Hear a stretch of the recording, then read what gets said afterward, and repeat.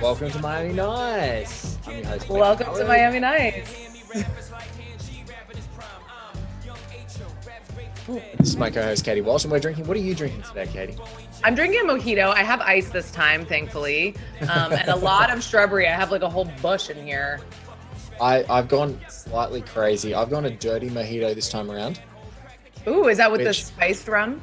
It's with a spiced rum, and in Oz, I've seen them done with ginger beer, so you don't actually have to put the sugar syrup. So, guys, if you're watching right now, you're going to be seeing this as a video. You're going to be seeing Katie assemble her awesome mojito and use a simple syrup and all the right ingredients. And then on my video, you'll see that it's just like go crazy with the lime and the mint, ice cubes, spiced rum, and then ginger ale. But it is very delicious. They simply go down too well. Like they go down, they go down so well for this podcast. It's unbelievable. I might need 6 by the time we're done this episode. Katie, would you like to tell the folks who are watching or listening what this week's Miami Nice is all about? I am thrilled about this week's topic because this is something that you and I have been talking about from like the very beginning of talking about this podcast, and that is the accents. Oh yeah. The very best, craziest accents of this movie. There are a lot, and I want to celebrate them. I want to deride them. I want to just delight in all of their craziness and try to understand them fundamentally. It might be on the Mount Rushmore of accent movies, like starting down from the top down. I don't know what could be better than this movie with Gong Li speaking phonetic Cuban English with Colin Farrell, who's like does an American accent great. Like ever since he turned up, he does a really good American accents. But the 2 signature accents of the movie really are John Ortiz and Eddie Marsan. They are just absolutely outstanding. Jose Yero could have one of the greatest accents of all time, and John Ortiz like bounces around through Michael Mann movies all the time after this. Like his run from 2006 is kind of crazy, but he stars in Public Enemies much later as well, and he's in Black Hat. So he's in like the Michael Mann like new wave trilogy. He's like in all of those movies. Michael Mann discovered John Ortiz and was like, I love this guy and putting him in everything. He's going in everything. From now on, everything that I'm doing, this guy can do anything because he's like tough. And then Eddie Marsan's Nicholas, which we talked about. I wasn't familiar with Eddie Marsan at the time of seeing Miami Vice, so I actually didn't know he was a Brit. But then around this time, The New World, The Illusionist, V for Vendetta, I think you said Happy Go Lucky was the first movie you were a fan of his as well. Like it's a crazy run of movies that come out and you're like, hold on, where the hell is, like, the accent is on point, but like, where the hell did this guy actually come from? Where did he come from? Oh, absolutely. Like he emerged fully formed in his Eddie Marsan-ness way. And I love him. He's absolutely one of my favorite character actors. And every time he shows up, I'm happy to see him. Although when he shows up in this, I'm just like, buddy. I love him. Like, can we talk about his outfit? Can we talk about Is it like a Henley? Is it like a Henley? It could be like a Henley shirt, but it's all white. It's like he's at a yoga retreat. Like I don't understand why he's in this outfit.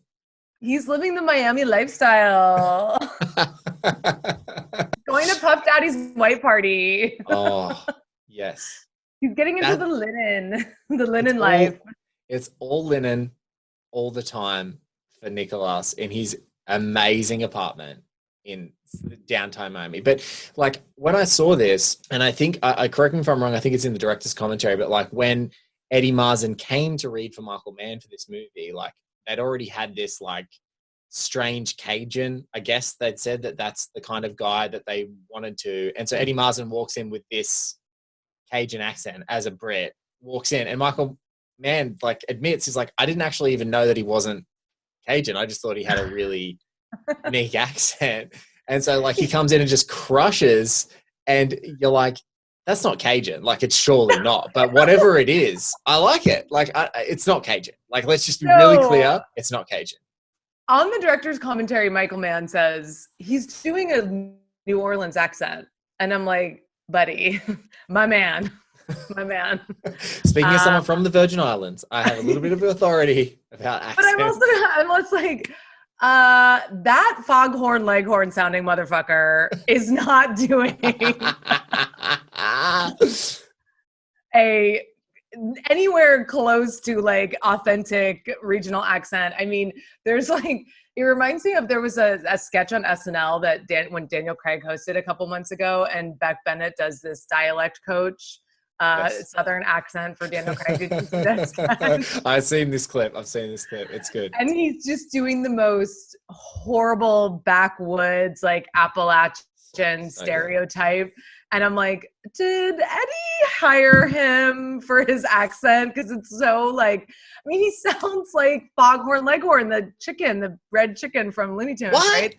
Why is this happening to me? Why is this You know how you have a line that you say when you're trying to get in the headspace of like, all right, I think I can do this person's accent. That is my Nicholas Eddie Marsan. Like, why is this happening? Why is this happening to me? Why is this happening to me? And it sounds like you are a drunk mum who's been drinking all day at home in linen. In linen, white linen pants. I know. And then I love the just like small detail where Dominic Lombardozzi, my number one crush of this movie, is like, we're gonna have to clean up your apartment. Like, clean up your apartment. I'm like, oh, it's a fun little character detail. Dominic Lombardozzi has never cleaned an apartment in his life. Let's be super clear right now. Let's be super clear right now. That is a character beat that belonged with someone else. But it's a nice bit of an incongruous character. Like this, there's no way this guy is super neat at home. Like he looks too like it's funny. It's fun to think about, but it's like, there's no way. There's no way. He's not this guy right now. I know. Yeah. What's his character's name? Like Swincy or I don't know, something crazy. Switek. Yeah, Switek. Yeah. And it's just so, it's like Eddie Marsan isn't in the film that long, but he leaves such an impression. Like you can't forget. The same with John Hawkes, the same with a lot of these people who have really small roles. You're just like, oh, I can't stop thinking about, Eddie Marsan's role. He's in the movie for like 5 minutes. And it's such a funny one because he gets 10 seconds like walking around his apartment on this phone call. Pretty good, you like doing this thing, walking around the apartment. And they then go there, like the whole team just like, swarms his apartment and like all talking and harassing him and doing all that sort of thing. But what's so cool is like, the scene that kind of hangs with me a bit is maybe it's because the whole mood of the scene is so different. Because like you see him, it's bright, it's morning, he doesn't care, he's carefree. You see him in the apartment, he's kind of like, why has this happened to me? It's like a big fun like thing. Like Jamie Foxx is just amazing in that scene, and so is Colin Farrell. They're both great. Naomi Harris is Trudy. She's like badass in that scene too. But then in that secondary scene, it's this weird like shrine-like scene. Like the lighting's super low. He talks really slowly and deliberately, and he's like, "You're gonna get this message, and that will tell you when you need to go." Chapter closed. And it's such a it's a bit more haunting because he's not doing the big like, wow, let's go. Yeah. Like he's keeping it super real and keeping it really tight. And that's actually a scene that like haunts me a bit in this movie. Like I laugh all the time about his linen. I laugh about them watching Marlin highlights on his giant TV. I laugh about the way he says, why is this happening to me? And Jamie Foxx is like slapping next to his ear. But I really do think that like, maybe that's like, all right, cool. I've got 3 scenes and I'm going to do 3 different things. And in the third one, like I could be almost a different character because that real quiet, sure, like deliberate guy doesn't seem like the guy we saw in the previous scene. Yeah, you start to take him seriously as someone who actually is in this world and has an authentic connection to these people and takes it super seriously. Like he's like, that's Jose Yero. Like you don't want to mess with him. And you start to be like, oh, like it lands, the gravity of the situation, like lands in that scene. And I think it kind of does work to have it be such a wild dichotomy to be like, oh, hilarious. And then be like, oh wait, no, like this is deadly serious. I also love in the first scene, that Trudy is kind of like the bad cop, and she's just like sitting back there like this, and she's like just clowning on him and yelling at him and stuff. Like they let her be like kind of the heavy in that. Yeah, she's totally the heavy, like, because Jamie Foxx is like reading a magazine, you know, Colin Farrell's staring out the window. You get like Justin Theroux's just like playing with the TV. And then there's that like, so Naomi Harris playing Trudy, she's like there just like slouching, just like totally cool. And then like Elizabeth Rodriguez is there just, and her character's name for folks, Gina Calabrese, like she's a detective or an officer. Gina, she's like they're just like, couldn't be more bored. Like she's like done this every day of her whole life. She's like, yeah, okay. Like, let's just get this over and done with. Like, let's sort this out. It's everyone is totally like, you've got a totally different lane right now. It's like one of our only scenes where all of you are in it together. You need to all be doing something that is character defining. It's a cool little scene. Yeah. And Dominic is pissed about the state of the apartment. So, you know, is about the state of the apartment. He's over there wiping down counters, washing glasses, throwing trash away. I mean, he's just like really offended. He's like the bartender from The Shining. He's just over there like, yes, exactly. What would you?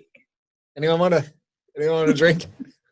It'd be hilarious if that was just like an improv moment. Like he was like, you know what, I really think that this is. I've no doubt that it was absolutely written because Michael Mann is such a like everything is so tightly controlled. But it'd be hilarious. He was like, I really think this character is upset about how dirty this apartment is. There's another thing in that scene that I love. That is like that's his character.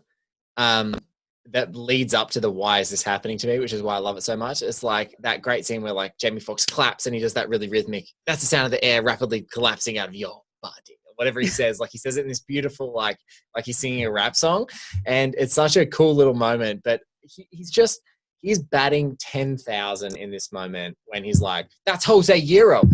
They are vertically in it. Like his accent, I think we have to unpack that his accent changes at least 7 times in that single series of sentence. Like he's they like are vertically integrated.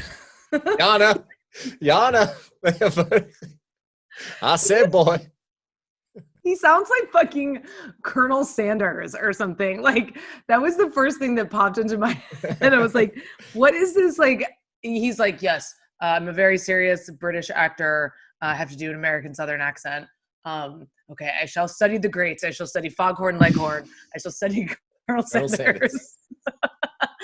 It's like, it's just so and Kevin Spacey in that movie The Midnight and the Garden of Good and Evil, like it's like I want someone doing a really shitty Savannah accent, and that's exactly what I'm going for. I'm going to go for all those things, and the through line will be there. Maybe he was going like JFK, like New Orleans accent, because there's some clangers in JFK, like New Orleans accents in JFK. Like Kevin Costner's doing it all right, but there's a couple that are around him that are like, yeah. I mean, the thing is like a New Orleans accent, a Cajun accent is like, it's very specific. It's not just like deep South. It's like, it also has these weird New York elements to it.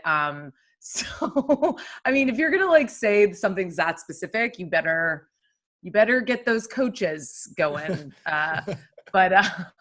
Yeah, I mean, well, props. To your point, the hurricane was on. So maybe there was a coach and they were like, I can't make it to Miami. And Michael Mann's like, get over here. We're going to blame everything on the hurricane. We're just going to be like, it's the hurricane, okay?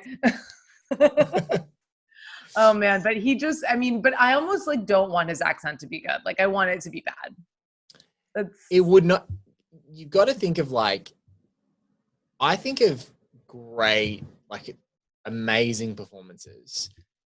And I think of like in really tiny nothing characters that are memorable to me. And I think of like Benicio del Toro in The Usual Suspects is like the quintessential one. It's like a character whose whole function is to just be there and to die. Like that's it. That's like, if you just like mapped it out on paper, that's all he's there to do. And he comes in and just makes a choice to be like, and just like be completely unintelligible and sees past what he needs to do just to be memorable and like actually build a connection with the characters and make them like him. And he just crushes it. And I think this is maybe like Eddie Marsan, like leaning into that school of like, if I can't be good, then I'm not going to be mediocre. I'm going to be off the wall. Like, I'm going to be as crazy as possible, and no one's ever going to forget me. People might be angry, but they're never going to forget me. Totally. Like, you are not going to forget. And if this is the time period when Eddie Marsan, noted character actor, I'm sure he did tons of stuff before this, but he's like hitting it really hard with Mission Impossible and Mike Lee and all these, and what was that? Oh, The Illusionist and all those other ones that Terrence Malick. He's like, this is my time to shine. I don't know how long I'm going to be in this game. I have 5 minutes. I have 10 lines in a Michael Mann movie.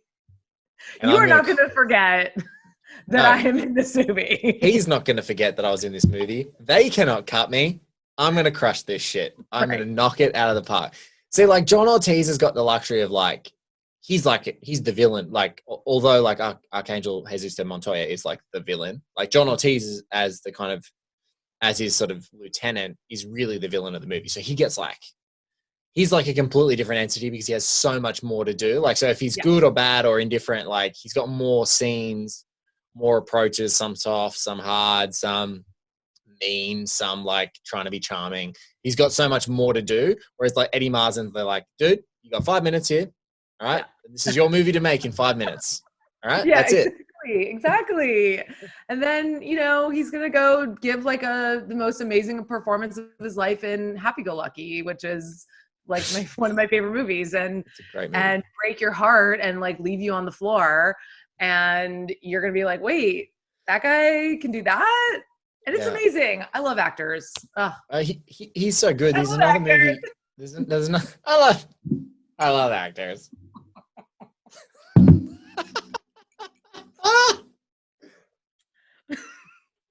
We've reached the swig. We got to just drink. That's a drink. The next thing I saw him in, it was around this time. I've sort of gone back and ended up piecing through a bunch of other things that he was in this period. But one of the next big notable, like, he had a chunky performance in was Tyrannosaur. Did you ever see that? Tyrannosaur?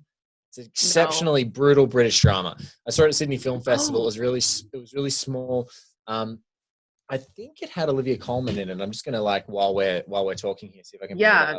No, I never saw that, but Oh yeah, it's got Peter Mullen in it. It does have Olivia Colman in it, and it's got Eddie Marsan in it, and it's like this guy who's filled with rage and is super violent, and it's a short, very punchy movie. It's directed and written by Paddy Considine, the actor. Oh, yeah. And so that was what drew me to it. And I remember seeing that, and I was like, "Oh, Eddie, this is so brutal. This hurt my heart." I'm like, "Eddie, please go back to Nicholas. Like, give me 3 more movies where you're Nicholas. Like, this kind of, I don't know if I can take it anymore. Going to see these movies where you like rip my heart out and you're like this." I know. Devastated character who gets like beaten up. I can't do that, Eddie. Like, sort it out, please. Yeah, I mean, he put the happy-go-lucky character is kind of the same, just like this guy who's like absolutely filled with rage, and you're not really sure why, but he's this like tortured soul. But you can kind of see why. I mean, listen, you absolutely know why he wants to do this role, because who wouldn't? But like, it's like he's got to mix it up. He's got to have some, Nicholas's along with these like absolute gut-wrenching performances. Like, you can't live in that space for too long. I've just this is what is fun about doing podcasts with you, is like, I think I just had like a revelation moment. Have you seen the movie? Have you seen The Trip? Have you seen The Trip with Steve Coogan and Rob Brydon? Have you seen The Trip to Italy, which is the sequel? Well, there's actually a couple of sequels now. So they've gone everywhere. I haven't seen The Trip to Italy yet. No. The Trip Everywhere is basically what the series is called. The Trip to Spain. I think they have a Greece one. The Greece one's coming up, and they're all great. But The Trip to Italy is my favorite.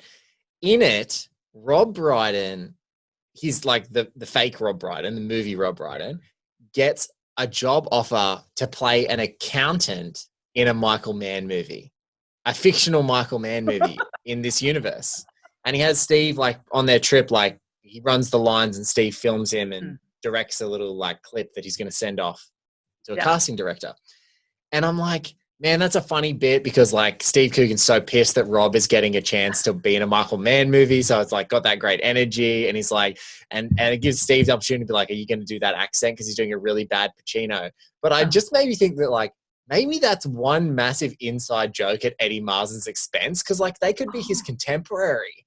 And they're like, you get this job in a Michael Mann movie where you're like an insignificant character for this time, who ends up dying or whatever.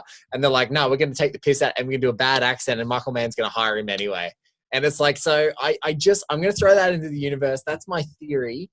A theory. Like, I love it. That is literally coming out of this podcast. Maybe it's because I've had too many sips of this mojito, but I think that it might be a commentary on Eddie Marsan's character and just having like a crazy accent and Michael Mann being like, yeah, we're in. We want you in this movie. Totally. It's never mentioned in any of the other movies that happen again, but it's nice. We respect choices. That's a way to put it. You made me choke with we respect choices. Choices are choices. It's certainly a choice. I respect choices. Like Bryce Dallas Howard always makes a choice, choices. She does. Yeah. She does. And some of them are like The Village, where she just like crushes it. And then some of them aren't The Village. Are the mom in Bohemian Rhapsody. I've not seen Bohemian Rhapsody, Katie. Oh, no, it's Rocket Man. Sorry, I was thinking of the other musical. The other British music Oscar bait movie. Is that what you're thinking of? Yeah. Okay. Oh, too bad for Rocket Man. Too bad for Taron Egerton learning how to sing. I like the clips. I like the clips on YouTube of him and Elton singing together, crushing it. The kid can sing. Taron can sing, and that has been well known for a long time. Okay, we're getting off. No, let's get back to accents. So I think we've covered Eddie. We've done like Eddie and really Nicholas. Dived into Eddie. Yeah. We're gonna come back to this scene. I think we have to come back to this scene. This scene has a lot going on, especially for supporting characters. A lot of accents, a lot of crazy stuff. But I think our favorite accents of this. And I think Gong Li needs her own episode. We may not even get to Gong Li today, but I think we have to get to John Ortiz. Yes. Because we love him. We love his accent. I love John Ortiz. I have I ever since the show Togetherness on HBO, the Mark Duplass show, I just have been in love with John Ortiz. I think he's the best. And he's so good in this. He's so good. And he pops up in movies and you're like, oh, thank God. Like you just know that he's going to do something good. Like he's in the strange ones are, so he's actually in Fast and Furious. Like he plays a guy called Campos. He comes back as another character in the Fast and Furious universe called Braga. Oh my God, that might be allowed to do that? He's in a few episodes of the Luck TV series, which is the David Milch, Michael Mann, Dustin Hoffman series that ended up getting cancelled. He's in Silver Linings Playbook. He's in The Drop, which I love. He's in Steve Jobs. He's in a stack of things, and even up to something like Kong Skull Island, like a little movie. He's gonna completely crush it. But I don't think anyone has given him as much to do or as much meat on a role as Michael Mann gives him as Jose Yero. Because like Jose, he's got a million things to do in this movie. Yeah, and you can tell that Michael Mann just respects him and thinks he's fantastic. And I think John Ortiz started a theater company with Philip Seymour Hoffman in New York in the 80s, and so he's a legit actor. And I don't know how Michael Mann found him, but he is just a fantastic he shows up. He's he always shows up as kind of a politician or a military guy or some kind of management guy, and you're just oh, thank God he's here. And you know that he's going to give so another Michael Mann movie he does a couple of years later. He does Public Enemies, and it's a really great scene because it's a scene where John Dillinger, who's played by Johnny Depp, goes in and visits this guy played by John Ortiz called Phil D'Andrea.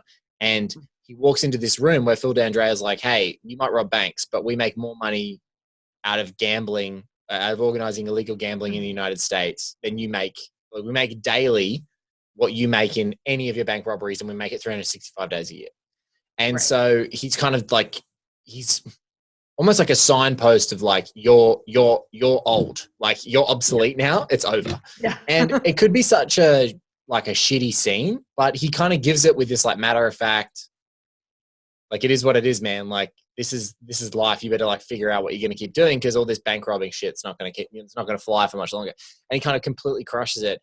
But as Jose could be like a bookish weirdo, but what's so cool is I like to always look at him and I look at Colin Farrell's Crockett, and they're like, you can tell that Jose wants to be like Colin Farrell. Like, he's like, his hair's almost like him. He tries to charm with the ladies. He's just not as like fit and good looking. He is crazy. Like, he's a lunatic because he wants to show that he's more powerful than other people, but he hasn't got the, like, you get your tan in Miami. Like, he hasn't got that. He hasn't got that at all. And he wants to do that. And so I love watching those two together. And I just love watching him in this as the offsider who's been trying to charm Isabella for a long time and with no success, and then needs to backstab. I love him as the guy who's like, I'm one step ahead of you, but then you've got Jamie Foxx who's like actually on it as Tubbs and being like, I need vectors, I need this, I need that, I need this information, and keeping him honest. It's such a fun like 2-on-1 challenge with those two versus Jose, and I just love him. Like, I love everything he's doing outside of the accent, because I think so much of what he's doing that's actually amazing is like the interactions that he doesn't say a thing, where he just like is looking at you like he knows that you're up to something no good, but he can't figure it out yet. Yeah, I think every time I see John Ortiz, I feel like he brings a sense of decency to a lot of his characters. I think with Jose, there's like just like simmering danger and threat the entire time, which shows, his ability to do that and his ability to be, at once like you can kind of tell, okay, here's this guy who's like worked up his way through the organization. He's maybe a nerd. He's maybe like an accountant who's now like the second in command or whatever. And he's like not that cool, but he wants to be cool. I mean, his, you get your tan in Miami is like, what he's like, yeah, I like discotheque or whatever. He's like, yeah, I love discotheque. I love disco. I love disco. I'm a big disco guy. Disco guy, yeah. Meanwhile, just like sorry to like tangent this, but the song that is playing when he declares that he loves disco is Pennies in My Pocket, which was written by Emilio Estefan and is clearly performed by Emilio Estefan and other musicians. That song was Mandy Moore's single in 2001 to like signify that she was like different and cool, like after doing Candy. And so that song is playing. It's obviously not the Mandy Moore version, but I'm just like, all I'm thinking is like Mandy Moore. And like, and he's like, yeah, this is cool. I love disco. And I'm like, this is Mandy Moore. This is Mandy Moore.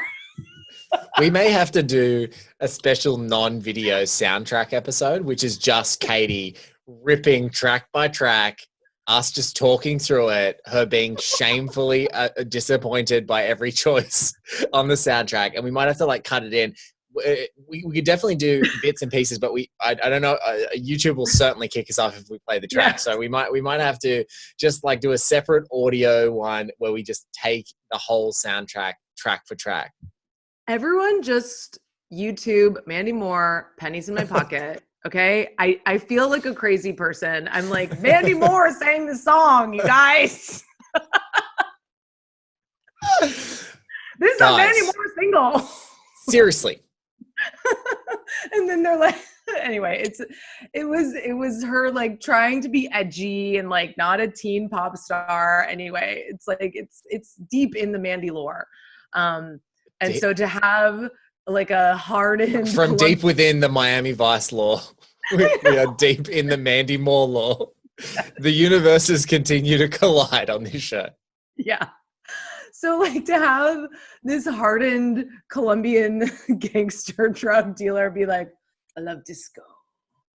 It's like Mandy. you know what? You know what I watched the other day, which also had which in the theater, and our mutual friend Maria Lewis reminded me of this the other day, was I watched The Girl with the Dragon Tattoo, the David Fincher version with Daniel Craig and Rooney Mara. And there's that amazing scene at the end of the movie where Stellan Skarsgård is discovered, like Martin is discovered as this serial killer, and he's got Daniel Craig strapped up in his dungeon, and he walks over to play a track in his dungeon, and he hits play, and it's Bjork's "Sail Away." And Maria told me at the time, because I don't know if I was not in that screening or for whatever reason I wasn't there, and she's like, I remember genuinely people just like losing it in the theater, in this really serious dark movie. People's heads melted that he played Björk's "Sail Away." And I was wish into it. And I just think maybe that's a big Michael Mann flex here. It's like, I'm gonna put the toughest guy and I'm gonna get him to be really into Mandy Moore covers in this. And if he can be the toughest guy in the world, and they call me Kochi Loco, it means crazy pig. If they get that guy to like Mandy Moore covers, then bless. We're good. Well, so it's funny because I was listening to the director's commentary, and he does address the song. He addresses every single song in the director's commentary. But he's like, yeah, that's why it's worthwhile if you haven't got your hands on the director's commentary, the director's definitive edition. Even though Katie and I are both pretty much, and Miami Nice, a lot of the time we're going to be talking theatrical cut. Yes, Katie's holding up on the video right now for folks who are listening. But that is definitely a worthwhile purchase just for the director's commentary, because it's really good, and especially the scenes that they add back in. There's one really particular one that I love between Ricardo and Trudy in a cafe together. They're talking. It's it's probably one of the best scenes that was left out. There's this amazing commentary that's going through the whole thing. It's Michael Mann commentaries are tip top, but he does talk about all the tracks. Yeah, the commentary is really good, and that's where we're pulling a lot of this stuff about his deep research that he's done for the world that he's building, or at least where I'm pulling it from. But he does address every single song, and which is hilarious to me because I rip on the soundtrack so hard. I don't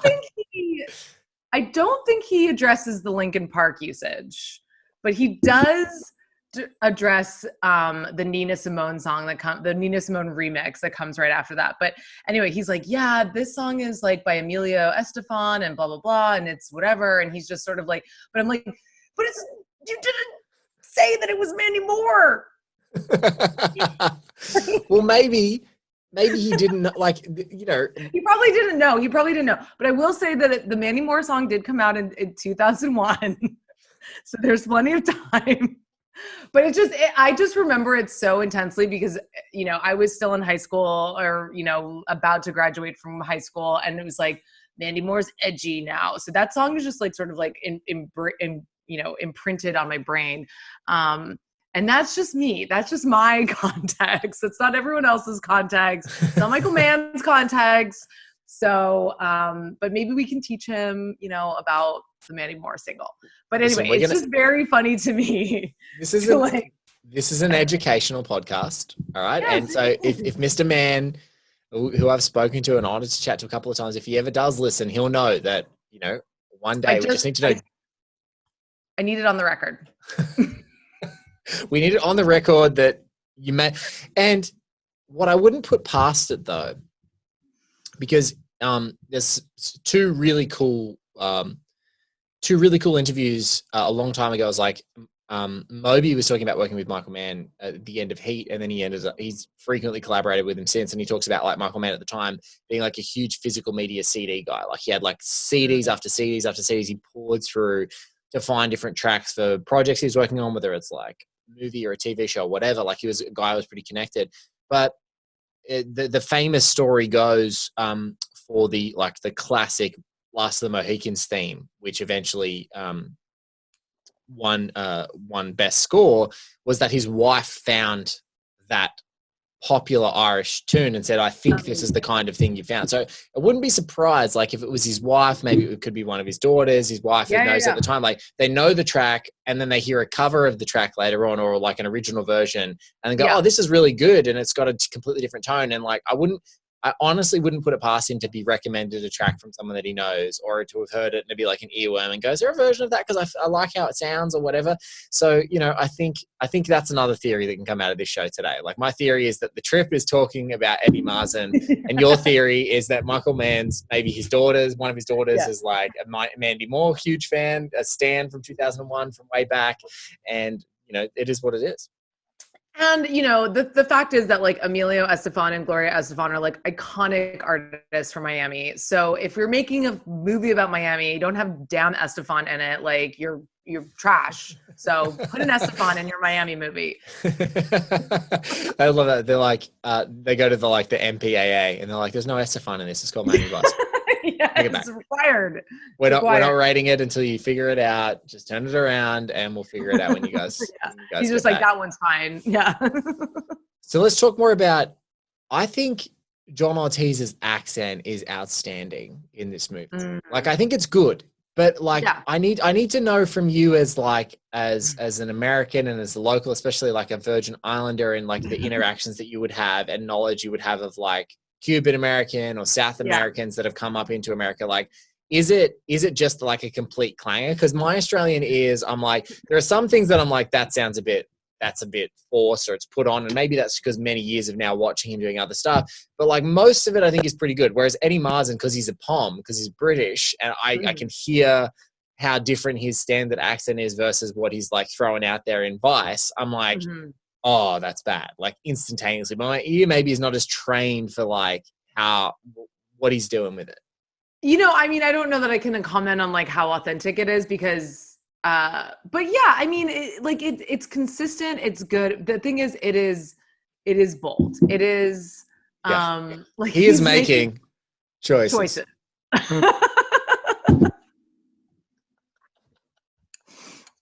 Yeah. A lot of choices have been made. A lot of choices were made. And, you know, I mean, but it kind of works and I enjoy it. Yeah. I like everything he says. I'm just like, yeah, I'm in, because it's just, it works for the character in it. And it distinguishes him from the rest of the people in the, you know, it gives him a sense of like, he's from another place. And so there's like a certain sense of like, okay, we're dealing with a totally different, we're not dealing with the Aryan Brotherhood, like, you know, trailer park guys. Like we're dealing with like a big operation that's from another country. And he gives a sense of like, there's a sense of menace and a sense of like, toying a little bit, like kind of like, I don't know, for some reason the accent, like it's so over the top, but it works. And he does pull it off. And it's funny because it's like the belief. It's like he's so good at selling the way I try what he's supposed to be. Yeah, he's like selling it, but like the way I try and describe it is like, it's like you're applying for a job that he doesn't need you for. You know, like automatically he just kind of feels like, I don't need you. Like there's 100 people lining up for this job. I don't need you. So that attitude, and then the people that surround him, this huge entourage, like, I don't need you. I don't need you.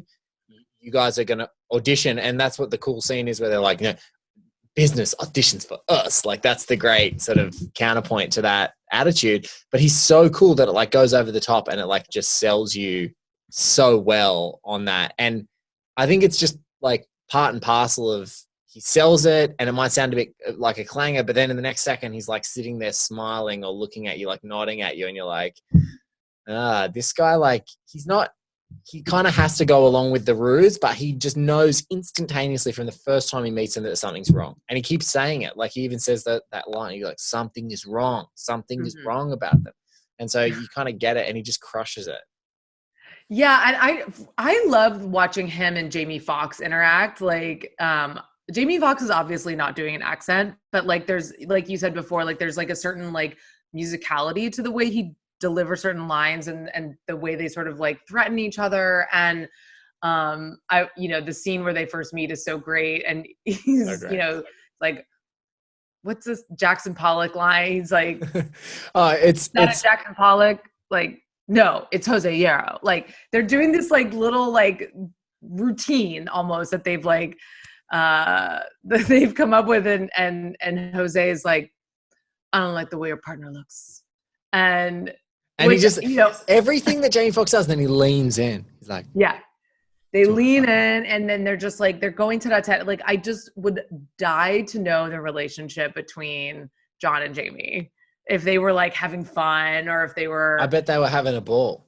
I bet they feel like they were, because Jamie Foxx, like people forget, is like, until this movie, it's his first leading Michael Mann role. Like he played Bundini in Ali. So he's like eighth fiddle. Like he's like, now that he's Academy Award winner, Jamie Foxx, you know, you could talk about it, but like he's like eighth fiddle in that movie, and he's just literally playing a great supporting performance. And there's a couple of great scenes towards the end of the film where he's outstanding. And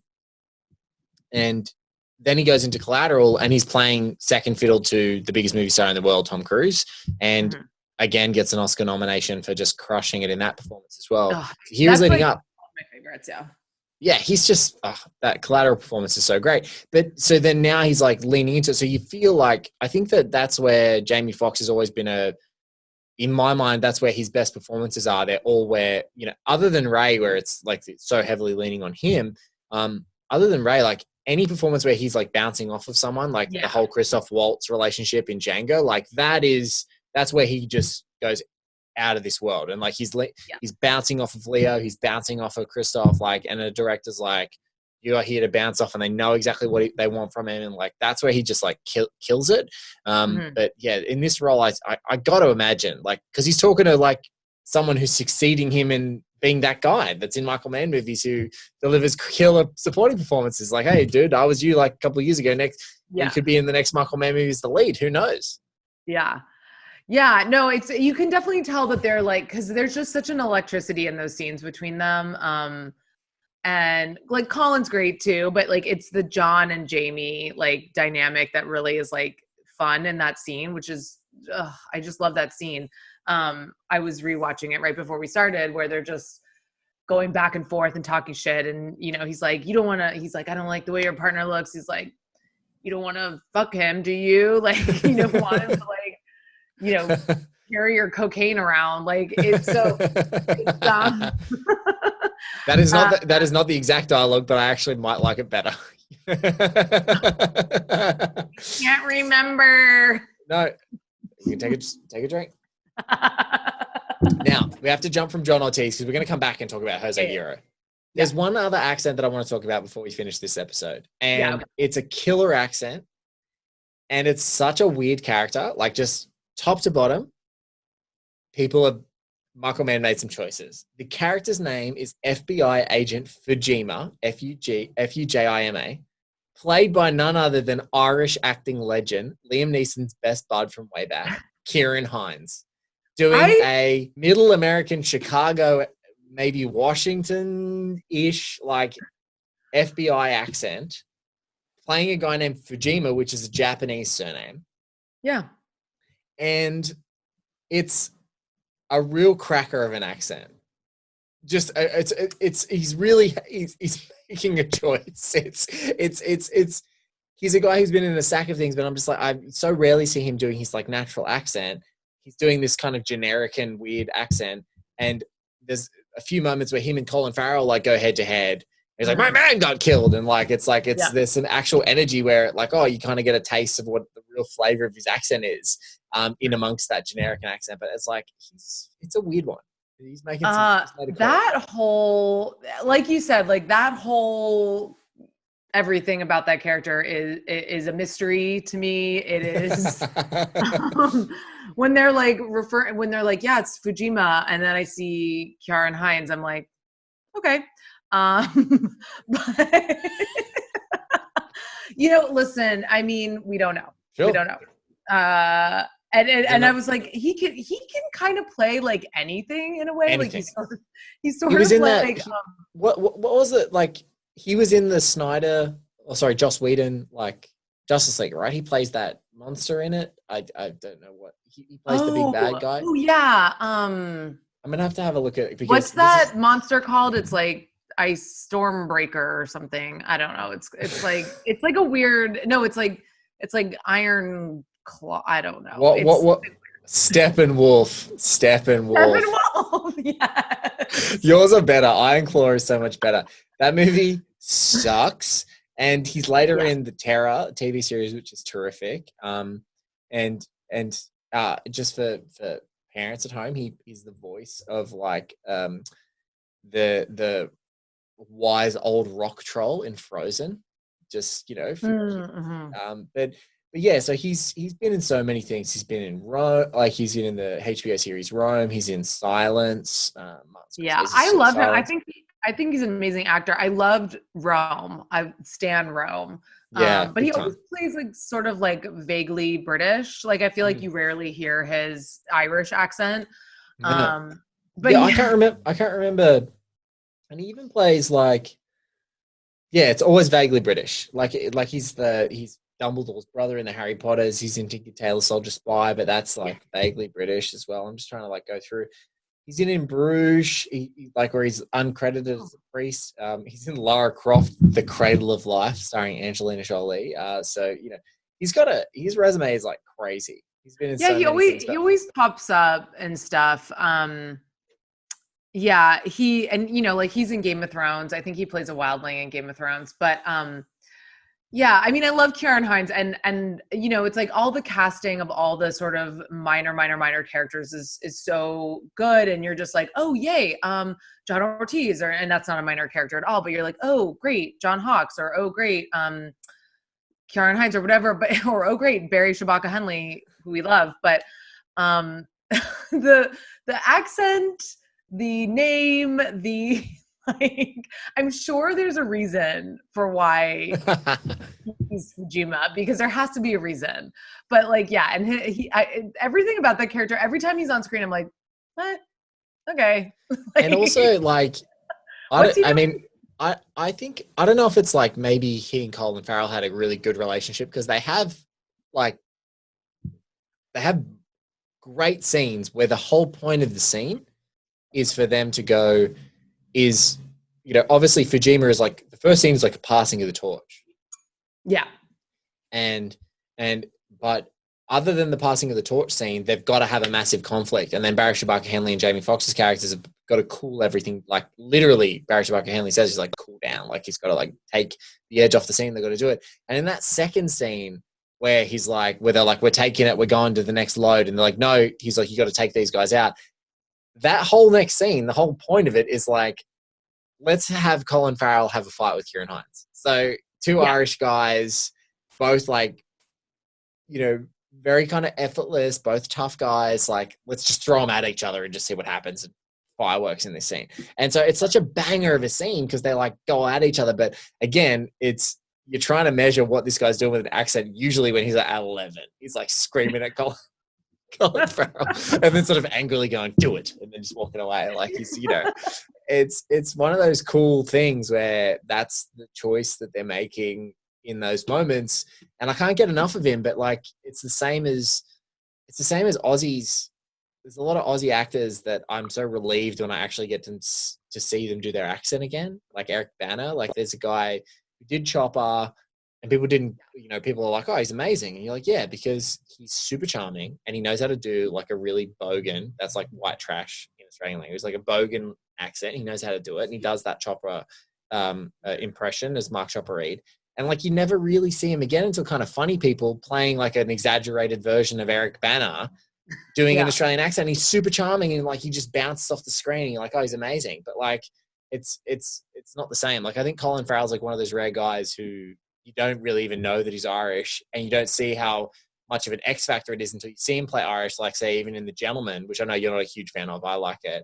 But like, Colin Farrell's the best thing in the whole movie. Oh, I wish the whole movie was Colin Farrell. Like I just wanted to see the movie that was Colin Farrell and his boys and the boys. And his boys. And like I that was my absolute favorite part of the whole movie. I was like, I just want the whole thing about the boxing ring. He was amazing. We need matching Miami Nice Colin Farrell from The Gentleman tracksuits. I'm just going to go out there on a limb and just say that we need those tracksuits. But yeah, like I think that you look at him there and he's like charming the pants off of everything. Same with Charlie Hunnam. You see him doing his accent and you're like, oh, like there's some X factor that comes into it. But yeah, like, man, Ciarán Hinds is so badass here. I don't know what the choice was. I mean, obviously FBI, he has to have an American accent because it's not CIA or something like that. But yeah, like it's just good to see him. It's like fun to see him in this moment, but it's like a choice. It's fun to see him, but it's definitely like one of those things where you're just like, huh, okay, that was a weird one, but like it doesn't quite fit, I think, the role or whatever, like the fact that he has a Japanese last name. But you know, I mean, I love Ciarán Hinds. I love seeing him in anything that he's in. And you know, it's already got a nice eclectic multi-background cast, which is good because like in these movies it's a nice relief and a reprieve to be like, oh, like it does. I think you put it best where you're like, it's so cool when Jose Yero comes in and John Ortiz is playing Jose Yero, and then like we've got Archangel de Jesus Montoya in there as well. But it's like the eclectic people, like Luis Tosar plays him. And the same happened in Collateral when you see Javier Bardem just pop in for like 10 minutes and you're like, whoa. It's so cool to actually see a nice like spectrum of this is a truly international thing that's happening right now. And Gong Li makes that happen too. She's so totally. Cool. And even the guy who plays the pimp in the very first scene is like a hugely famous Nigerian actor. Yes. And you know, he's in the movie for 30 seconds or something. And his one of his other big roles was in Casino Royale. Like he pops up in Casino Royale for like 10 seconds. He's like a legend in African cinema. And you're just like, but the nice thing is that the cast is so interesting and accomplished that like even in these small little roles, you're getting something interesting, even if it's a crazy ass accent, Eddie Marsan, you know, even if it's Eddie Marsan doing Colonel Sanders, like why is this happening to me? Why is this happening to me on this show?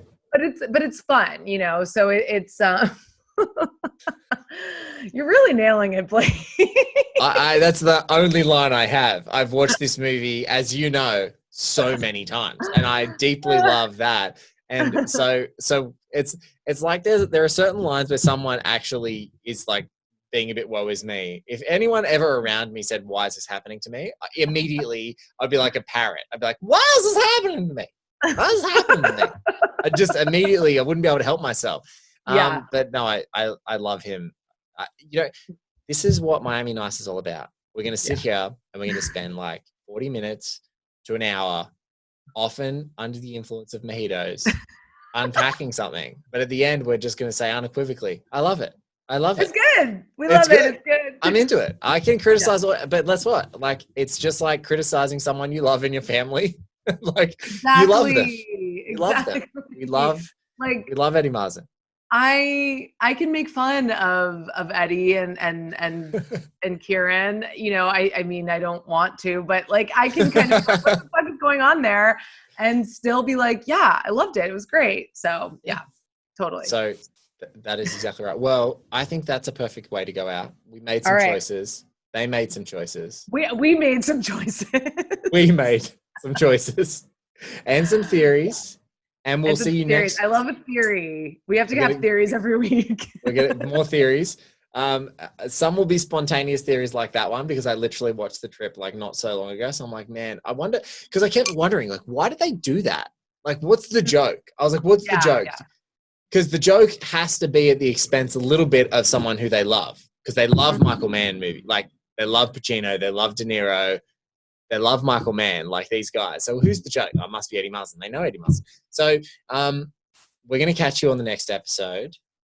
We're just going to go with where the mojitos take us on this show. So thank you so much for listening. We don't know. Yeah. We don't know where. We have like 5 options for what next week's episode could be, and we're equally excited about all of the 5 options. We've already decided. And it may even be, because I think Katie might need to get it out, we may need to like just do like a 5-minute video catch up for you guys to watch, and then we have to talk about the soundtrack and just do a special like you know, needle drop laden episode of the show that has a commentary on each of those choices, so that we can get it out of our system. Okay. Yeah. I mean, I'm going to keep bringing it up. I'm sorry, but I will. It's like, yeah, cool. Let's do the soundtrack episode. But if you think I'm not going to talk about the audacity of the needle drop, you're sorely mistaken.